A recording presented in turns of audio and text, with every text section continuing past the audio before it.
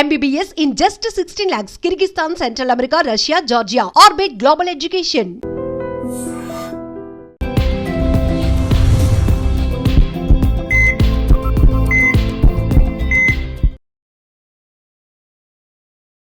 నమస్తే, welcome to healthy conversations with iDream media. నేను మీ Jhansi. So ఈరోజు మనతో ఉన్నారు జనరల్ ఫిజిషియన్ డాక్టర్ లక్ష్మి గారు.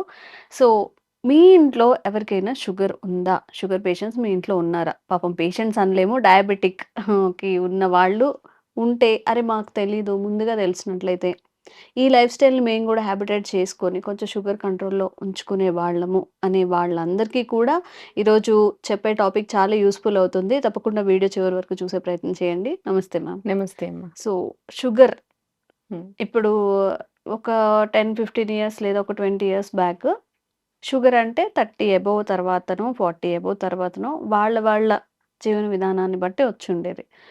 ఇప్పుడు అర్లీ 20స్‌లో కానీ ఈవెన్ వన్ ఆఫ్ మై రిలేటివ్స్‌లో కూడా 22 ఇయర్స్, 21 ఇయర్స్ తనకి కూడా షుగర్ వచ్చింది. సో అసలు మనం షుగర్‌ని పూర్తిగా తగ్గించుకోవచ్చా? లేదు, వాళ్ళకి తగ్గట్లేదు అంటే అట్‌లీస్ట్ కంట్రోల్‌లో ఉంచుకొని ఇంక వేరే ఆర్గాన్స్ బాడీలో డ్యామేజ్ అవ్వకుండా కాపాడుకునే అవకాశం ఉందా? ఉంది అంటే ఏం చేయాల్సుంటుంది? షుగర్‌కి జనరల్‌గా ఏంటంటే మనం తినే ఫుడ్డే మెయిన్ ఆధారంగా ఉంటుంది యాక్చువల్లీ. అండ్ డైజెషన్ అయినాక లివర్ దాన్ని మెటబాలిజం ఎలా చేస్తుంది అంటే మనకి బాడీలో రిలీజ్ అయిన షుగర్ అది లివర్ దాన్ని గ్లైకోజన్‌గా ఎట్లా కన్వర్ట్ చేస్తుంది, ప్యాంక్రియాస్ దాన్ని మజిల్స్‌కి ఎంతవరకు సప్లై చేస్తుంది, ఎంత మనం బర్న్ చేస్తున్నాం అంటే మనకు షుగర్ వల్ల మనకి ఎనర్జీ వస్తుంది. ఆ ఎనర్జీని మనం ఎంత ఖర్చు పెడుతున్నాం. సో సంపాదిస్తున్నాం కానీ ఖర్చు పెట్టట్లేదు కదా! సో ఖర్చు పెట్టే దగ్గర వరకు ఇవన్నీ చిన్న చిన్నవి ఫ్యాక్టర్స్ లాగా ఉంటాయి. సో ఇక్కడ ఆయుర్వేదిక్‌లో కొన్ని పర్టిక్యులర్ ఫుడ్స్, ఆయిల్స్ ఇలా పర్టిక్యులర్ కొన్ని చెప్పున్నారనమాట. యాస్ పర్ ఆయుర్వేదం మనము ఏమేం చేయొచ్చు వీటిల్ని కంట్రోల్ చేసుకోవడానికి అండ్ ఫర్దర్ మనకి ఏంటంటే లివర్ మీద కూడా ఎక్కువ ప్రెషర్ పడకుండా అంటే ఎక్కువ ఒత్తిడి రానీయకుండా ఈ ప్యాంక్రియాస్ కూడా దాని సఫిషియంట్ వర్క్ చేసేలాగా అంటే మనకు కొంచెమే ఉన్నా సరే అంటే ఇన్సులిన్ క్వాంటిటీ మనకు కొంచెం తక్కువ రిలీజ్ అవుతున్నా సరే మన బాడీ దాన్ని సెట్ చేసుకునేలాగా అంటే మనం తినే ఫుడ్‌లోనే దానికి ఎక్కువ ప్రెషర్ రానీయకుండా మనం చేసే ఏవైనా విధానాలు ఉన్నాయో అవి చూస్తున్నాం మనము. ఓకే. జనరల్‌గా ఫుడ్ ఫస్ట్ వచ్చినప్పుడు బియ్యం ఏం తినాలి? అన్నం ఏం తినాలి? ఇట్లాంటి క్వెషన్స్ వస్తాయి డయాబెటిస్‌లో. అవి ఏం తీసుకోవాలని ఆయుర్వేదంలో చెప్పారు. జనరల్‌గా పురాణత్వం, శ్రేష్టత్వం అంటారు.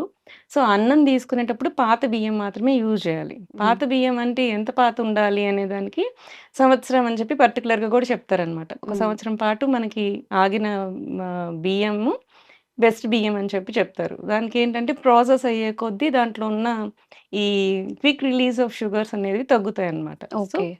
అవి పాత పాత బియ్యం బియ్యం. తీసుకోవాలి. పాత బియ్యం. ఇంకొకటి సెకండ్, థర్డ్ వచ్చినప్పుడు నెక్స్ట్ ఏం తీసుకోవచ్చు అంటే ఎవలు చెప్తారు. అంటే బార్లీ. బార్లీని కూడా అన్నం వండుకోనిలాగా తినేవాళ్ళు పాతకాలంలో. అవి ఒకటి చేస్తారు. బట్ వాటిల్లో మన గ్లూటెన్ ఎక్కువ ఉంటుంది అనుకుంటారు కదా! గ్లూటెన్ ఇంటాలరెన్స్ ఉన్న వాళ్ళు మాత్రం కొంచెం అవాయిడ్ చేయొచ్చు. ఓకే. వాళ్ళు పాత బియ్యం యూజ్ చేసుకోవచ్చు. లేని వాళ్ళు దీన్ని ఒక ఫుడ్ తీసుకోవచ్చు. అంటే మనం 3 పూట్ల తినే అన్నంలో ఒకటి బార్లీ రైస్‌గా తీసుకోవచ్చు. మూడోది వీట్. ఇవి 3 మాత్రమే చెప్తారు జనరల్‌గా. వీట్ ఏంటి అంటే మనకి ఎర్ర గోధుమలుంటే చాలా బెస్ట్. ఆ ఎర్ర గోధుమలని కూడా మనకేంటి అంటే అని డీహస్ చేసి దాన్ని యూజ్ చేసుకోవడం బెటర్. దీన్ని కూడా ఏంటంటే రవ్వలాగా యూజ్ చేసుకొని ఆ రవ్వని అన్నంలాగా వండుకోవడం అన్నమాట. ఓహో! So, okay.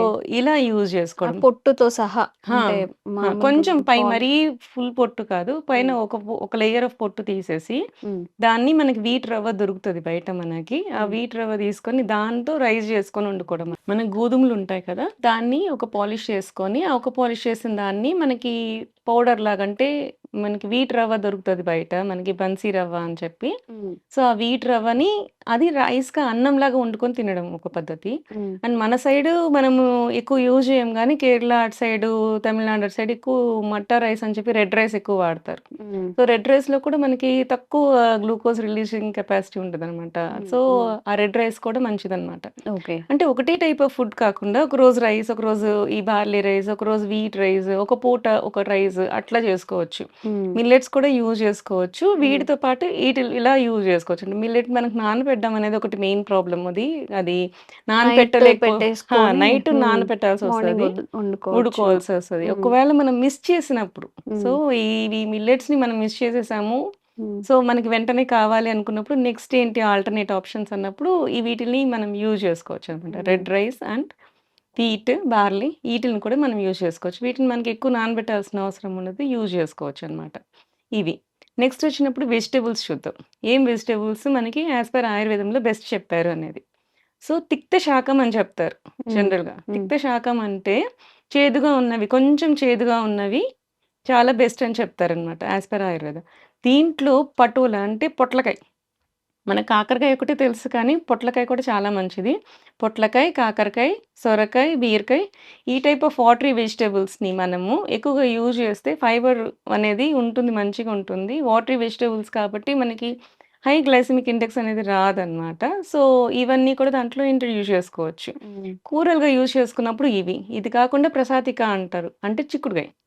చిక్కుడుగాయ కూడా బెస్ట్ అనమాట ఉన్న వాటిలో. ఇది యాస్ హుహు. పర్ ఆయుర్వేదంలో చరక చికిత్స స్థానంలో క్లియర్‌గా చెప్తారు. ఓకే. ఇట్లాంటి కూరగాయలని మనకి యూజ్ చేసుకోమని. చిక్కుడుగాయ, చిక్కుడుకాయలు. పొట్లకాయ, హ్మ్. సొరకాయ, బీరకాయ, ఈ కాకరకాయ. హ్మ్. ఈ టైప్ ఆఫ్ ఫుడ్స్ అనమాట. ఓకే. అండ్ జనరల్‌గా కొంతమంది నాన్ వెజ్ తింటారు. హ్మ్. నాన్ వెజ్ తినేలాంటి వాళ్ళకి ఎలాంటివి తీసుకోవాలి అని చెప్తే శూలిని మాంసం అని పర్టిక్యులర్‌గా చెప్తారు హ్మ్. ఆయుర్వేదంలో. హ్మ్. శూలిని మాంసం అంటే శూలాలతో గుచ్చి మనం చేసేది. అంటే బార్బిక్యూ టైప్ అనమాట. ఓహో! అప్పట్లోనే బార్బిక్యూస్ చెప్పున్నారు. హ్మ్. సో, హ్మ్. దానికేంటి అంటే మనకవి గుచ్చి మనము అది నిప్పుల మీద కాల్చినప్పుడు హ్మ్. దాంట్లో ఏంటంటే అది కుక్ చేసేటప్పుడు కానీ దాంట్లో ఉండే కేలరీస్ కానీ అవన్నీ ట్రాన్స్‌ఫార్మ్ అవుతాయన్నమాట. వెళ్ళిపోతాయి. సో, అవును. తగ్గుతది. హ్మ్. మీకు ఆయిల్ కూడా మనకేంటంటే మనము చికెన్ ఫ్రైస్ అలా చేసుకున్నప్పుడు ఎక్కువ ఆయిల్ పడతది. హ్మ్. బట్ ఇక్కడ మనం బార్బిక్యూ టైప్ ఆఫ్ చేసుకున్నప్పుడు మీకు ఆయిల్ చాలా తక్కువ పడుతుంది. అండ్ ప్రాపర్ కుక్ కూడా అవుతుంది. హ్మ్. లోపల నుంచి మనం చిన్న మంట మీద ఉంటుంది కదా! బొగ్గులు ఎక్కువ హీట్ రాదు. హ్మ్. సో, ఆ చిన్న హీట్ మీద అది ప్రాపర్‌గా కుక్ అయినప్పుడు అది ఈజీగా డైజెస్ట్ అవుతుంది. మీకు ప్రోటీన్ కూడా పర్ఫెక్ట్‌గా అందుతుంది. అండ్ మీకు బాడీకి కూడా చాలా బావుంటుందనమాట. దీన్ని కూడా పర్టిక్యులర్‌గా శూలిని మాంసం అని చెప్పి ఆయుర్వేదంలో చరక చికిత్సలో క్లియర్‌గా చెప్పారనమాట. హ్మ్. హ్మ్. ఈ టైప్ ఆఫ్ ఫుడ్స్ తీసుకోవాల్సుంటుంది అని హ్మ్. చెప్పి. హ్మ్.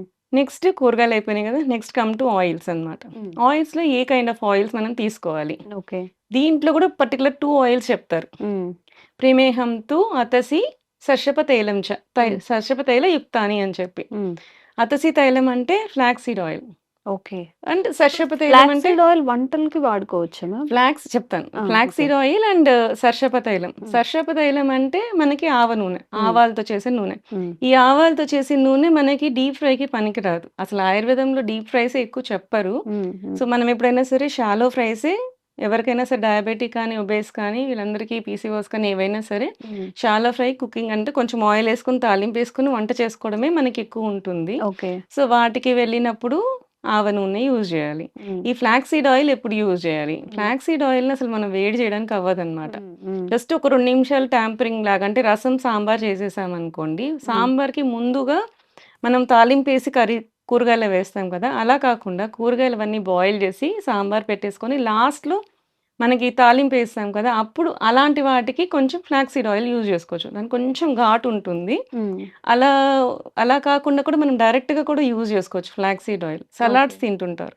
ఈ హ్మ్. షుగర్ పేషెంట్స్‌కి జనరల్‌గా ఏంటంటే పొట్ట ఫుల్ అవ్వాలి అంటే ఆలివ్ ఆయిల్ ఏస్తూ ఉంటారు కదా! హ్మ్. ఆలివ్ ఆయిల్ కంటే ఆలివ్ ఆయిల్ బదులు ఈ ఫ్లాక్స్ సీడ్ ఆయిల్ అంటే హ్మ్. అతసీ తైలాన్ని గాని మనం యూజ్ చేస్తే దాంట్లో యాక్చువల్లీ టీలోమియర్స్ ఉంటాయన్నమాట. హ్మ్. టీలోమియర్ అంటే ఏంటంటే మనకు జీన్స్ ఉంటాయి కదా!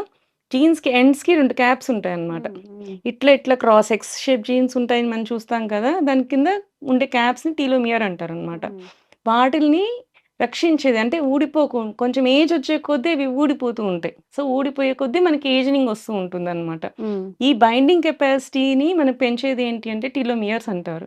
సో, ఇవి ఎక్కువ ఉంటుంది ఫ్లాక్స్ సీడ్స్‌కి. అందుకే ఫ్లాక్స్ సీడ్స్ అంత ఇంపార్టెన్స్ ఉందన్నమాట. హ్మ్. హ్మ్. సో, అట్లాంటి సలాడ్స్‌కి వాటికి ఎర్రసి తైలం యూజ్ చేస్తే మనకేంటంటే ఏజనింగ్ వల్ల వచ్చే డయాబెటీస్ కూడా తగ్గుతుందనమాట. ఓకే. అంటే ఫర్దర్ రానీకుండా చేస్తుంది. మన హ్మ్. ఫుడ్‌లో ఇలాంటి ఆయిల్స్ మనం ఇంట్రొడ్యూస్ చేసుకుంటే మంచిది. హ్మ్. జనరల్‌గా ఏంటంటే వేడి చేస్తది కదా అని చెప్పి అంటారు. ఈ ఆవ నూనె కూడా వేడి చేస్తది. ఇది కూడా వేడి ఉంటుంది.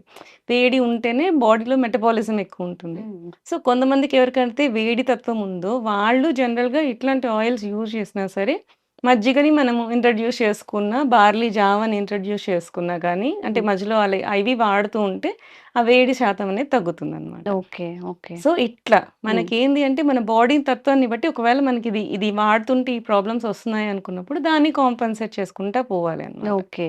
ఓకే. నెక్స్ట్ వచ్చినప్పటికి ఎక్సర్సైజ్. హ్మ్. ఎక్సర్సైజ్ జనరల్‌గా ఏం అది చేస్తుంటారు? మాత్రం చెప్పొద్దంటారు మన వాళ్ళు.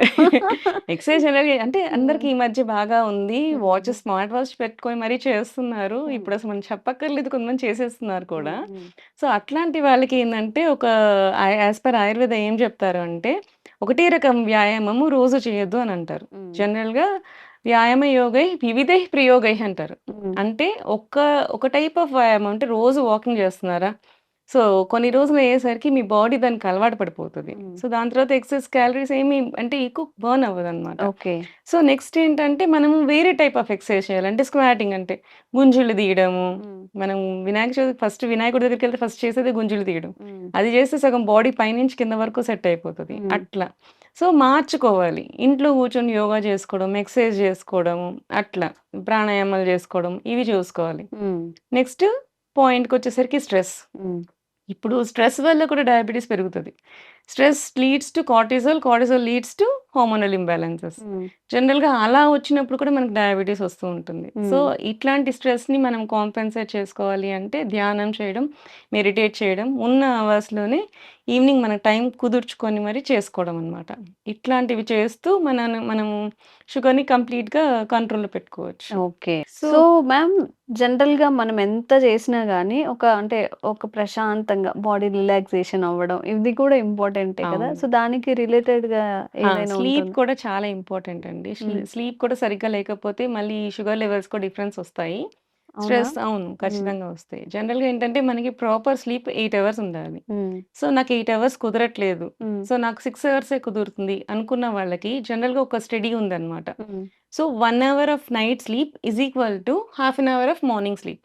హుహు. సో, ఇది ఒక స్టడీ. ఇది హ్మ్. చేసున్నారు. ఇది ప్రూవ్ అయింది. ఒకవేళ మనం నైట్ 6 అవర్సే పడుకోగలుగుతున్నాం. మనకు టైం లేదు అన్నప్పుడు, హ్మ్. అక్కడ 2 అవర్స్ మనం మిస్ చేస్తున్నాం. సో, హ్మ్. ఆ 2 అవర్స్‌కి బదులు 1 అవర్ ఆఫ్ మార్నింగ్ స్లీప్ అన్నమాట. హ్మ్. ఆఫ్టర్‌నూన్. హ్మ్. అది ఎప్పుడు పడుకోవాలి ఇది కూడా పర్టిక్యులర్‌గా చెప్పారు ఆయుర్వేదంలో. ఎప్పుడు పడుకోవాలి అంటే భోజనానికి ముందు పడుకోవాలి. హ్మ్. మీకు మధ్యాహ్నం నిద్రొస్తది. రోజు మీకు నిద్రపోయే అలవాటుంది అనుకోండి. మధ్యాహ్నం పూట అన్నం తినక ముందే ఒకసారి పడుకోండి. అది రివర్స్ చేస్తారు మన వాళ్ళు. రివర్స్ చేస్తాం కొంచెం మనం. మంచిగా తినేసాక ఆ! కాసేపు పడుకుంటాం. పడుకుందాము అదే. అనుకుంటారు. జనరల్‌గా హ్మ్. మనం ఏదైనా ఇంట్లో ఉండేవాళ్ళైతే హెక్టిక్ వర్క్ అయిపోయినప్పుడు ఒక హ్మ్. క్విక్ న్యాప్ తీసి దాని తర్వాత లేసి భోంచేయండి. అప్పుడు కంటిన్యూషన్ మళ్ళీ భోజనం చేశాక శతపథం గచ్చేతంటారు. హ్మ్. అంటే 100 అడుగులు నడవాలి. అవునా? ఆ! హ్మ్. ప్రతి మీల్ అయిపోయినాక 100 అడుగులు నడిస్తే అది హ్మ్. మన బాడీలో ప్రతిదీ అక్కడ మూవ్‌మెంట్ అనేది ఉంటుందన్నమాట. అచ్చా! So, okay. ఇదంతా కూడా యాస్ పర్ ఆయుర్వేదం చెప్తారు. యోగరత్నాకరం కానీ, చరక చికిత్సలో గానీ, ఇవన్నీ కూడా ఇంత క్లియర్‌గా చెప్తారు. హ్మ్. ఏం తినాలి? ఎలా ఉండాలి? ఎన్ని అవర్స్ పడుకోవాలి అని. ఒకవేళ 7 అవర్సే పడుకున్నాము. నైట్ టైమ్స్ మనకి 7 అవర్స్ స్లీప్ దొరికింది. నెక్స్ట్ రోజు ఎంత పడుకోవచ్చు అంటే హాఫ్ అన్ అవర్ చాలు. హ్మ్. ఎందుకంటే half an hour is equal to 1 hour of night sleep కాబట్టి. Okay. So, 8 hours proper sleep ఉన్న వాళ్ళకి ఆఫ్టర్‌నూన్ నిద్రొచ్చినా సరే try to avoid that one. హ్మ్. లేసి కొంచెం తిరగండి హ్మ్. జనరల్‌గా. హ్మ్. హ్మ్. అండ్ ఇంకొక పర్టిక్యులర్‌గా కూడా ఒకటి చెప్తారనమాట. నిద్ర మధ్యాహ్నం పోవాలి అనిపించినప్పుడు ఒకవేళ 8 అవర్స్ స్లీప్ అయిపోయింది. హ్మ్. స్టిల్ మీకు నిద్రొస్తుంది ఆఫ్టర్‌నూన్. సో, అది మన బాడీకి ఏమి హార్మ్ చేయకూడదు. బట్ నిద్ర మనం రిలాక్స్ అవ్వాలి అంటే ఏం చేయాలంటే చైర్‌లో కూర్చొని పడుకోమంటారు. హ్మ్. హ్మ్. జనరల్‌గా. అంటే మనకి పాతకాలంలో వాలు కుర్చీలుండేవి. ఇట్లా వంగి ఉండేవి చూసారా? హ్మ్. హ్మ్. అట్లాంటివన్నమాట. రిలాక్స్ అయ్యి జస్ట్ పడుకోవడం. అంటే హ్మ్. స్ట్రెయిట్‌గా బాడీని పడుకోబెట్టకుండా రిలాక్స్ అయ్యి పడుకోవడం. హ్మ్. జనరల్‌గా ఏంటంటే తిన్న వెంటనే పడుకుంటారు చాలామంది. దానివల్ల ఏంటంటే గ్యాస్ట్రిక్ రిఫ్లెక్సెస్ వస్తుంటాయి. హ్మ్. సో, ఫుడ్ అంతా పైకి రావడము, పైపింగ్ దీనికి యాక్చువల్‌గా మనకి స్ఫింక్టర్ ఉండదు. హ్మ్. స్టమక్ నుంచి ఇంటెస్టైన్‌కి స్ఫింక్టర్ ఉంటది. సో, మనం తిన్నది వెంటనే కిందకి వెళ్ళిపోదనమాట. ఆగుతది, ఆపుతది. హ్మ్. తర్వాత డైజెస్ట్ అయ్యి కిందకెళ్తది. కానీ ఈసోఫాగస్‌కి స్ఫింక్టర్ ఉండదు. హ్మ్. హ్మ్. దానివల్ల ఏంటంటే నువ్వు కొంచెం ఎక్కువ తిన్నా గాని పైకొచ్చేసే అవకాశాలుంటాయన్నమాట. ఓకే. సో, అందుకని తిన్న వెంటనే మనకి జనరల్‌గా పడుకోవడం అనేది మంచిది కాదు. సో, హ్మ్. ఇట్లాంటి వాటికి ఎలా చేయాలి అనేది పర్టిక్యులర్‌గా ఈ విధంగా చేయాలి అని కూడా క్లియర్‌గా ఆయుర్వేదిక్‌లో చెప్పారండి. హ్మ్. ఓకే. సో, ఇది నాట్ ఓన్లీ ఫర్ షుగర్ కాదు కదా అవును. మేడం. అందరికీ జనరల్‌గా వర్తించేది. అందరికీ అసలు వర్తిస్తుంది. యాహ్! మనం ఎలా తినాలి? హ్మ్. ఏం చెయ్యాలి ఒక అంటే డేలో? ఫుడ్ అనేది మాత్రం హ్మ్. పర్టిక్యులర్ ప్రమేహం గురించి చెప్పానండి. ఇవాళ ఓకే. షుగర్ గురించి షుగర్ ఫుడ్స్ కానీ, ఆయిల్స్ కానీ హ్మ్. ఇది అందరికీ కాదనమాట. ఓకే. ఇది ఓకే. ఓన్లీ షుగర్ పేషెంట్స్‌కి you can add on to హ్మ్. డయాబెటిక్ కాకపోయినా ఒబేసిటీ వాళ్ళకి కూడా కొంచెం హ్మ్. ఇలాంటి ఆయిల్స్, ఇట్లాంటి ఫుడ్స్ మళ్ళీ ఇంట్రొడ్యూస్ చేసుకోవచ్చు. ఓకే. బట్ ఇన్ జనరల్ వాళ్ళకి ఇవన్నీ అంటే ఓన్లీ అంటే మీన్స్ ఎనర్జీ వచ్చే ఫుడ్స్ కాదు. ఎక్కువ ఎనర్జీ రావు కాబట్టి ఇవి అందరికీ కాదు. హ్మ్. ఈ ఫుడ్ కానీ, ఈ పర్టిక్యులర్ ఆయిల్ ఎక్సైజ్ అవన్నీ అందరూ పాటించొచ్చు. Food okay. అండ్ ఆయిల్ మాత్రం ఎక్స్‌క్లూజివ్ ఫర్ డయాబెటిక్స్ అనుకోవచ్చు. ఓకే. ఓకే. సో, డయాబెటిక్ పేషెంట్స్‌కి చెప్పినదంతా డయాబెటిక్ పేషెంట్స్ పాటించండి. మిగతా వాళ్ళు గూడా మనం తినేసి అలా కూర్చోవడం, లేదా తిన్న వెంటనే పడుకోవడం, మధ్యాహ్నమైనా, నైట్ అయినా అలా చేస్తూ ఉంటాం కదా! అట్‌లీస్ట్ ఒక 10 నిమిషాలు, అట్‌లీస్ట్ 15 నిమిషాలన్నా నడవడానికి కేటాయించండి. ఆ టైం మనం ఏమీ చేయము. జస్ట్ స్క్రోల్ చేసుకుంటూను, టీవీ చేస్తూనే ఉంటాం తప్ప, మన ఆరోగ్యం కోసం కూడా కొంచెం ఆలోచించి, సో, ఈ విధానాలు పాటిస్తే మనం ఇంకొంచెం హెల్తీగా ఉండే అవకాశం ఉంటుంది. అండ్ ఇలాంటి బోలెడన్ని అవేర్‌నెస్ కల్పించే హెల్త్ వీడియోస్ మనం త్రూ చేస్తూనే ఉంటాము. Thank you so much ma'am. Thank you.